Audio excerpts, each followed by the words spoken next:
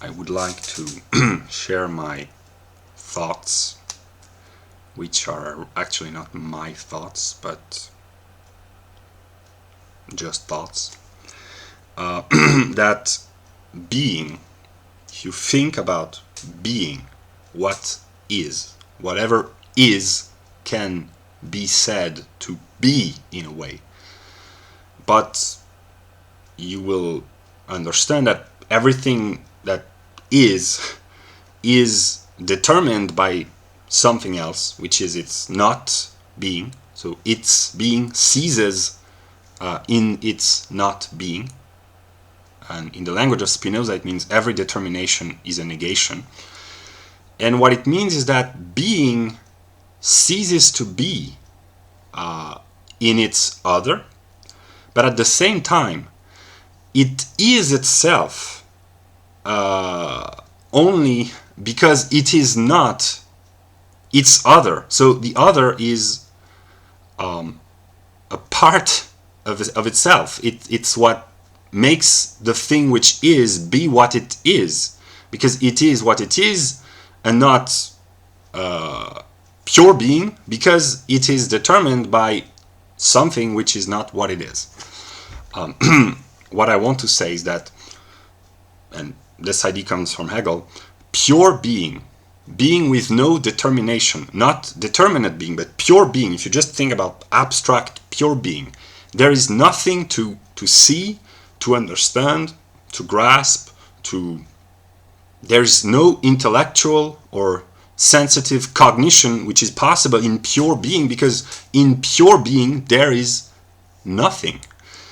And that's why for Hegel, which is the beginning of Hegel's logic, pure being is pure nothing. It is nothing. Being and nothing are identical, and nothing is nothing.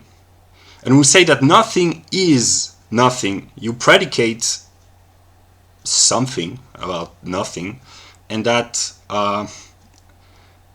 nothing is nothing. So in a way, nothing is not, but it is not. So at the fundamental level of of all reality and all thoughts, you have this contradiction within pure being and within pure nothing. And to make it more intelligible, modern cosmologists explain us that the universe came out of nothing. There's a book by Krauss, Mr. Krauss, who says a universe out of nothing. So even in a materialist, atheist, scientific view, the scientists admit that at the root level, something came out of nothing. Hegel explains on a conceptual level why why being has to come out of nothing. And what I want to say is that every being is self-contradictory, because it contains within itself nothing. It contains its own opposite within itself. That's why everything moves, everything changes, everything becomes, because as Hegel noticed, becoming, the idea of everything becomes, everything is in a state of becoming. Becoming, if you analyze the thought, the concept, you realize that it's a unity of being and nothing. When you say that something becomes, you mean the nothing comes into being and the being comes into nothing. And that's why everything moves, that's why everything changes, that's why everything develops, gets bigger, smaller, larger, and all that. All modifications, transformations of any kind are the result of this dialectical process of something, not something, being coming into nothing, and nothing being into nothing coming into being, and all that. And